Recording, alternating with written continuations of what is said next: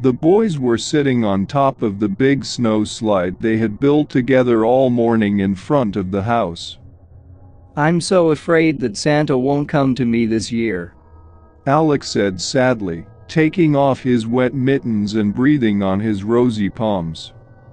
On the contrary, I'm afraid he will come, replied Bill, his friend.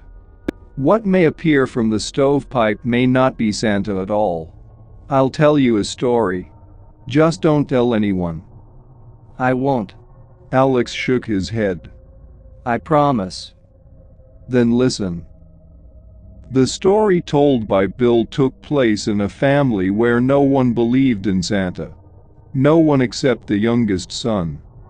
Santa doesn't exist, his brothers assured him. It's your parents who put presents in your sock while you sleep, naive.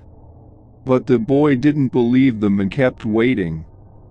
And then one deep Christmas night, when the blizzard raged outside the window and the house was filled with mysterious creaks and rustles, the boy's eyes opened. For the first time, he woke up expecting Santa to come. It was midnight on the clock. The blizzard howled and banged on the window, but the boy was not afraid. He wanted to meet Santa. He went to the door and listened to make sure everyone was asleep. Footsteps rustled in the dark hallway. Santa doesn't walk like that, the boy decided. His teacher at school had told him that he was very fat, could barely fit through a stovepipe, and wore big boots that probably knocked louder than normal shoes. The boy looked out the door, but there was no one there, so he decided to go downstairs. As he descended the creaky steps, he froze. The light was on in the living room, and his sister was standing by the fireplace, probably looking for presents. The boy wanted to scare her by running up and hitting her on the back, but suddenly something rustled in the stovepipe. The girl staggered and fell to the floor with a loud thud. A red hooded head appeared from the fireplace. Santa, the boy asked to himself, but for some reason he didn't feel like running to meet and greet his guest. He pressed himself against a wall and tried not to breathe. The boy's sister lay motionless on her back. Santa crawled out of the fireplace like a lizard and rose to his feet. He did not look like the character in the stories their teacher had read to them. Very tall and thin, in a long red coat with a hood covering his face, he looked like something evil and frightening that children imagine lurking in the dark under the bed, in the depths of the closet, or in the darkness of the attic. The boy trembled with fear and almost cried. He was afraid to move. What if the monster saw him, turned to him, and showed his face? Then he would surely die of fear or shit his pants. But the monster did not notice the boy. He reached out a clawed paw toward the boy's sister, still lying unconscious. He grabbed the girl's shoulder with one hand and her legs with the other, and bent her body in half, connecting the back of her head to her legs. There was a crunch so terrible that the boy almost cried out. After slinging the girl's broken body over his shoulder like a sack, the monster was about to bend down to climb back up the chimney, but the boy's feet suddenly slipped off the last step, and he fell to the floor with a clatter. The monster froze and turned around. The boy rose abruptly and took a hurried step backward, tears in his eyes and a scream lodged unpleasantly in his throat. The hood slipped off the bald head, and the black-green scaly face stared angrily with burning yellow eyes into the darkness of the corridor. Just where the frightened boy lurked, his heart beating like 100 drums.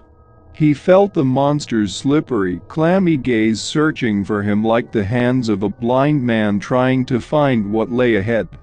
The boy prepared to die, but suddenly the creature turned away abruptly and disappeared into the fireplace opening. The boy's eyes darkened and he felt himself falling. In the morning he woke up in his soft bed and couldn't remember what nightmare he'd had. When he went downstairs, he found socks filled with presents hanging over the fireplace and his brothers sitting on the floor surrounded by colorful wrappers. He ran over to the fireplace and took a sock off the hook that had his name embroidered on it. When the boy sat down on the couch, he looked in his sock and was very surprised to find a small round piece of coal among the candy and chocolate bunnies. He immediately showed it to his father, but he laughed and said that Santa Claus brings coal to the naughtiest boys. Later, his parents, who decided to wake his younger sister, were horrified to find the girl was not in her room.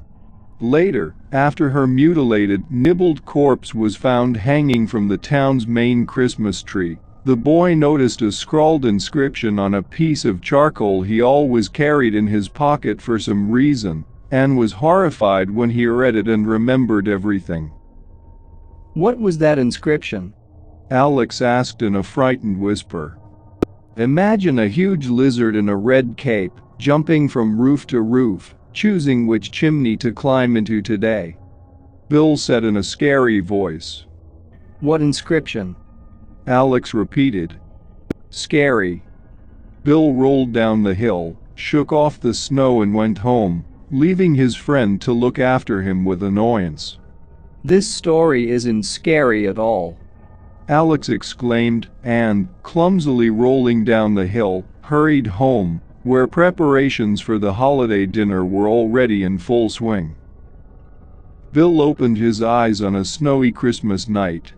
Bare tree branches scratched at the window pane like curled fingers, and the wind howled and whistled pitifully in the attic.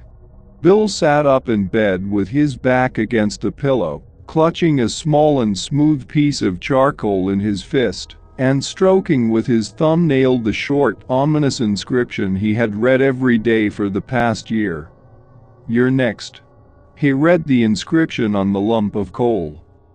Something rustled in the stovepipe. It was midnight on the clock.